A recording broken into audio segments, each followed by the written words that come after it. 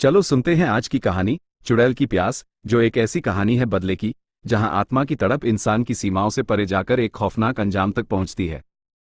ये कहानी है डर की, प्यार की और एक ऐसी चुड़ैल की जिसकी प्यास सिर्फ खून से बुझती है।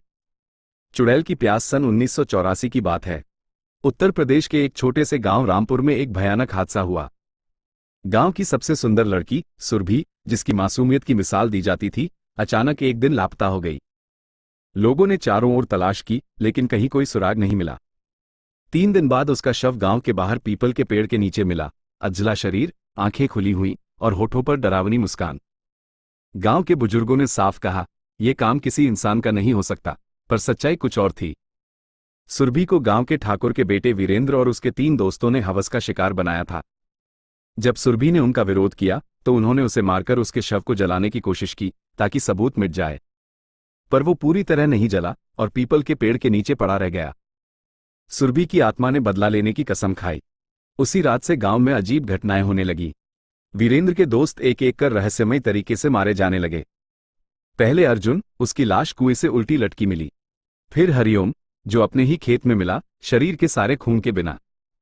गांव के लोग डर गए, कहते थे, चुड़ैल आई है, चुड़ैल की प्यास जाग गई है। अब बचे थे वीरेंद्र और उसका आखिरी साथी सत्तू। दोनों ने शहर भागने की कोशिश की, पर रात के समय जब वे स्टेशन पर थे, ट्रेन आते आते एक भयानक धुंध छा गई। स्टेशन सुनसान हो गया और तभी सुरभि की आत्मा प्रकट हुई। लाल आंखें, खुले बाल और शरीर से उठता धुआं। सत्तू वही बेहोश हो गया और अगले दिन उसका शव रेलवे ट्रैक पर मिला, गर्दन धड़ से अलग। अब सिर्फ वीरेंद्र बचा था। वीरेंद्र ने पंडितों से यज्ञ करवाया, मंदिर में रात बिताई, यहां तक कि गांव छोड़कर दूसरे राज्य में जाकर बस गया। पर बदले की आग से जल रही आत्मा इतनी आसानी से शांत नहीं होती। सुरभि की आत्मा ने अब एक नया रूप लिया। वो अब आम इंसानों में समा सकती थी। 5 साल बाद दिल्ली के कनॉट प्लेस में एक नई लड़की काम पर आई थी। नाम था सुहाना। सुंदर, तेज, लेकिन उसकी आंखों में अजीब सी उदासी थी। वही वीरेंद्र अब एक नामी बिल्डर बन चुका था और उसी ऑफिस में डायरेक्टर था। जब उसने पहली बार सुहाना को देखा तो ठिठक गया। उसे सुरभि की झलक दिखी, पर फिर मन को समझा लिया। पर सुहाना धीरे धीरे उसके करीब आने लगी। वीरेंद्र को लगा अब उसकी जिंदगी में प्यार लौट आया है। उसने शादी का प्रस्ताव रखा और सुहाना ने हां कह दिया। शादी की पहली रात थी। कमरे में सुहाना लाल जोड़े में बैठी थी और वीरेंद्र जैसे ही उसके पास पहुंचा, लाइट चली गई। अंधेरे में एक तेज चीख सुनाई दी और जब लाइट वापस आई तो वीरेंद्र का चेहरा डर से सफेद पड़ चुका था। सामने खड़ी थी सुरभि, वही जली हुई त्वचा, वही लाल आंखें और वही खौफनाक मुस्कान। तेरा इंतजार बहुत सालों से कर रही थी वीरेंद्र, अब मेरी प्यास बुझेगी। उस रात वीरेंद्र की भी मौत हो गई, बिना किसी बाहरी चोट के।